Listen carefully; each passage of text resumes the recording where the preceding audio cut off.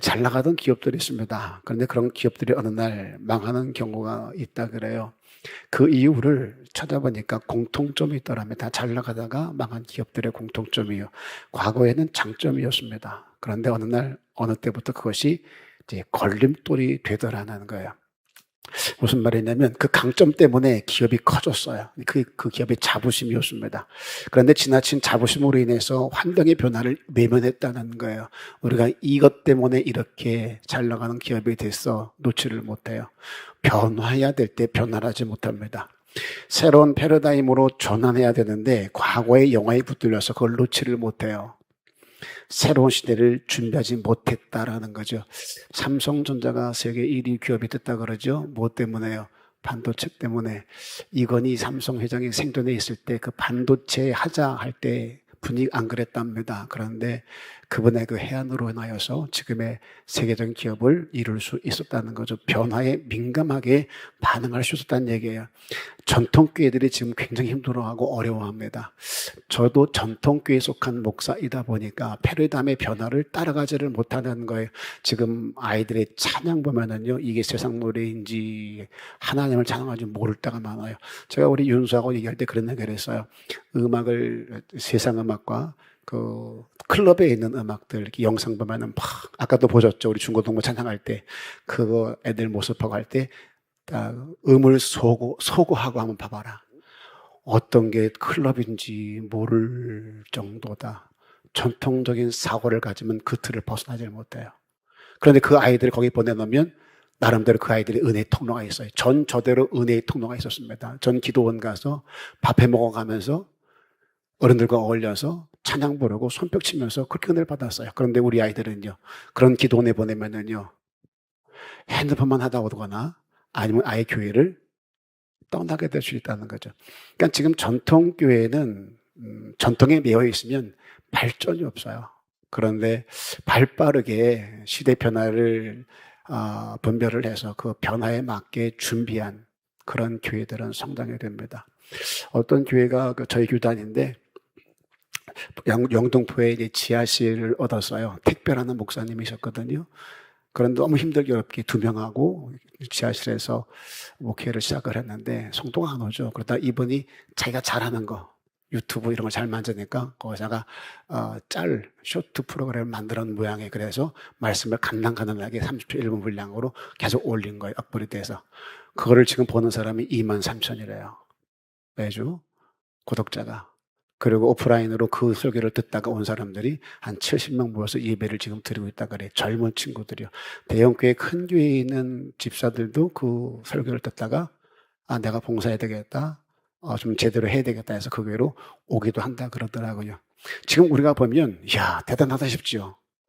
그러니까 패러다임이 바뀌는데 그 패러다임을 쫓아가야 되는데 전 꼰대가 돼가지고 전통에 묶여있다 보니까 이게 예배야? 전 영상 예배를 사단의 앞잡이라고 말했던 사람이 무슨 영상 예배를 드리냐? 예배는 현장에서 드려야지 라고 생각을 했었는데 저도 지금 유튜브 송출하고 있잖아요.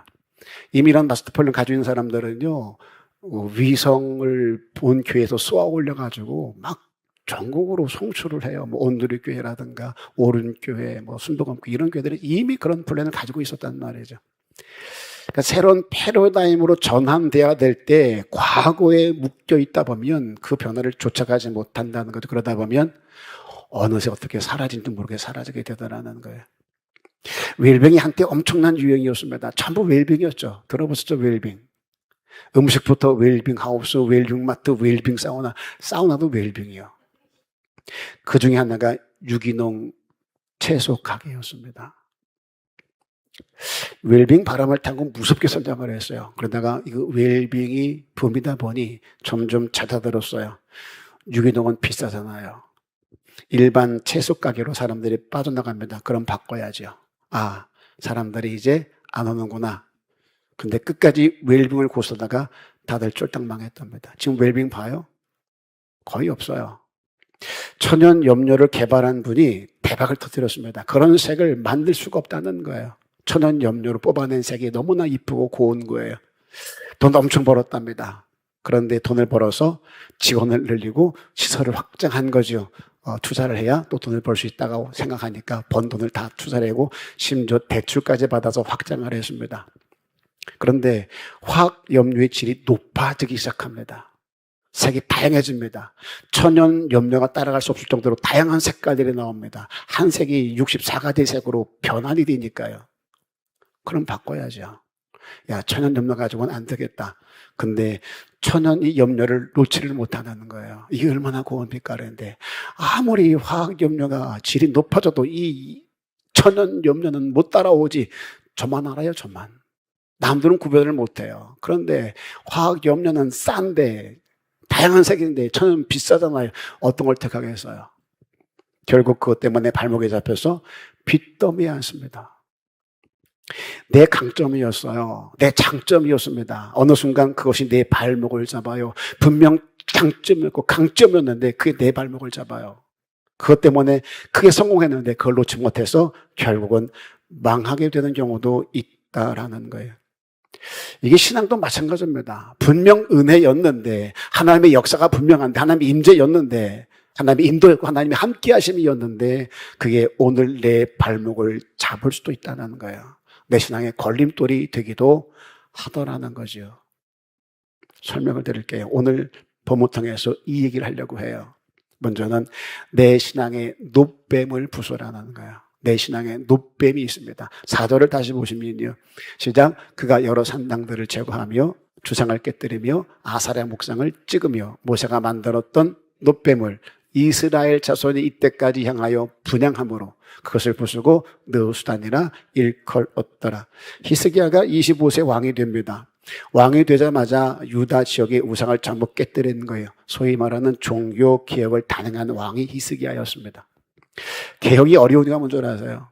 개혁이 어려운 거 기득권 세력이 있어요. 그들을 제거해야 개혁이 되어집니다. 지금 시스템에서 유익을 보는 사람들이 있어요. 그것을 놓지 않으려는 사람들이 있습니다. 그것을 바꾸려면 그들을 먼저 제거해야 되거든요. 그들은 힘 있는 사람들, 이미 누리고 있는 사람들, 그들을 제낀다는 게 쉬운 일이 아니에요. 개혁이 그래서 어려워요. 반발이 좀 심하겠냐고요. 잘못하면 내가 죽어요. 개혁은 성공하면은 좋겠지만 그렇지 못하면 내가 죽는 거예요. 근데 놀라운 것은 하나님의 은혜였던 노뱀까지도 다 죽게 된 이스라엘을 살렸던 게 바로 노뱀이었습니다.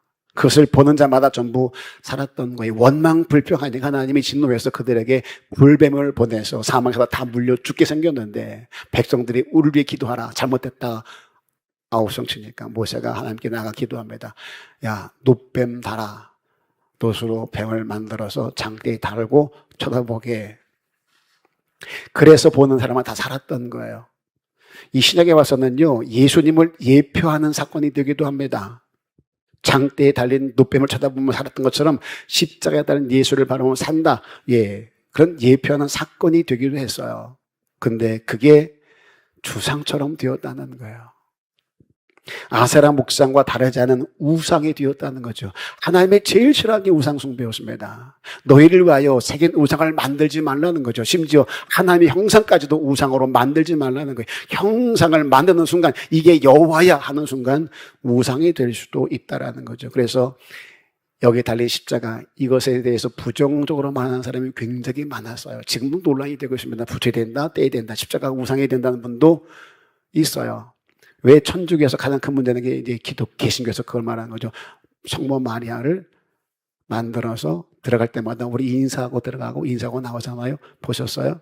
그 우상이라고 막 우기는 거죠. 그들은 전혀 그럴 마음이 없어요. 그런데 그걸 우리들은 우상이라고 얘기하는 사람이 꽤 많이 있단 말이죠. 그런 경우예요.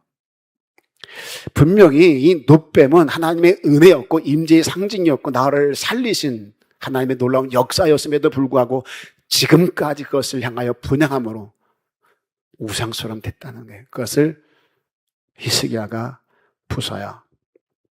아세요? 아세라 목상을 깨뜨리는 것은 쉽습니다. 그러나 노뱀을 부수는 것은 이게 쉬운 게 아니라는 거예요. 오늘 우리 교회가 이럴 수 있습니다. 하나님의 은혜였어요. 분명 나를 살리는 은혜였습니다. 그런데 그게 내 발목을 잡을 수도 있다라는 거죠. 선배들이 은퇴를 합니다. 그들이 교회를 세워놨는데 얼마나 헌신이 되었겠어요. 저희 교회보다 훨씬 큰 사이즈의 교회들 선배들이 꽤 있습니다. 근데 그랬던 그 헌신과 수고들이 이제는 그 교회에 걸림이 되는 거예요. 내려오질 않는데요. 비켜주질 않는데요. 저희 세움교회는 합병 이후에 이 1년 반이 좀 넘었는데 총회에서도 굉장히 좋은 사례로 회자되고 있어요. 이효정 목사가 합병을 했는데 합동측이라 하는데 참 모범이 되는 그런 합병 사례를 만들어가고 있다라고들 얘기를 해요. 조만간에 이제 신문에서 우리 기독교 신문이 끊어져서 인터뷰를 나올 거예요. 모범 사례, 성공 사례로 이렇게 한번 인터뷰하자 해서 아직은 이르다. 조금 더 지켜보자 해서 미뤄놨거든요. 이게 쉽지가 않아요. 우리 원로 목사님이 오셨습니다만 자리를 내주고 두 달에 한 번 온다는 거 이거 쉬운 일이 아니에요. 얼마나 간섭이 심하고 내려오질 않는데 내려오지려고 자기 사람을 세워놓고 죄다 조종하는 사람들도 얼마나 많고 그러다가 후임자가 그런 원로 목사에게 반발해서 편 나눠서 갈등하는 교회도 얼마나 많이 있는지 몰라요. 그래서 재산 싸움하는 교회도 굉장히 많이 있고요. 근데 이게 문제예요. 분명히 은혜였어요. 헌신이었고 수고였습니다. 본받을 만한 삶이었어요. 그런데 내가 있던 자리에 내 사람을 세우려고 합니다. 그렇게 여전히 기득권을 가지려고 한다는 거예요. 그분이 있어서 하나님의 교회가 세웠고 그분 때문에 우리가 은혜를 받았는데 그분 때문에 교회에 걸림이 되고 성도들에게 짐이 된다는 거예요. 그런데 그걸 인지를 못해요. 여전히 나는 교회를 위해서라. 그러다 보니 조율이 되잖아요. 합의가 되지 않아요. 계속 갈등이고 충돌인 거예요. 우리가 그리하지 않기 위해서 필요한 게 있습니다. 수없이 말했던 거예요. 내가 죽어야 교회가 산다. 외부적으로 내 신앙에 노뱀된 것들이 있습니다. 하나님의 은혜의 어떤 간증들이 있습니다. 그들 부숴야 되고 더 중요한 건 내가 노뱀이 될 때가 너무나 많은 거예요. 나도 모르게 하나님을 믿는 게 아니라 하나님을 믿는 내 믿음을 믿어버려요. 굉장히 달라요. 이게 좀 이해가 됐으면 좋겠어요. 하나님을 믿는 게 아니라 하나님을 믿는 내 믿음을 내가 믿는다니까. 그러다 보니 나오는 게 뭐예요? 그동안 내 수고, 내 헌신 이런 것들이 모세가 만든 노뱀처럼 돼버리는 거예요. 내가 생각하는 거, 내가 계획하는 거, 내가 행한 것은 아버지 뜻과 똑같다. 내가 하는 건 마치 주님이 하는 것이야. 그동안 그렇게 나를 써왔고 그렇게 내가 주를 위해 일했기에 지금 내가 하는 말, 내가 하는 행동은 다 주님과 똑같다. 그러니 내 말을 들어야 돼. 얼마나 말이 안 되는 소리예요. 억지 아니에요, 억지.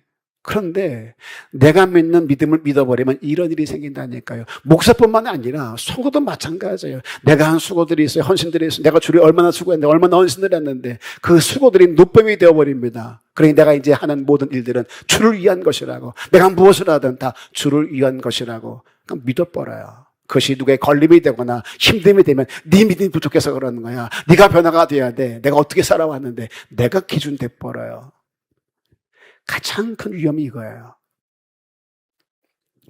누가복음 9장 23절에 이런 말씀을 하십니다. 예수님께서 제자들에게 아무든지 나를 따라오려거든 자기를 부인하고 날마다 제 십자가를 지고 나를 따를 것이니라.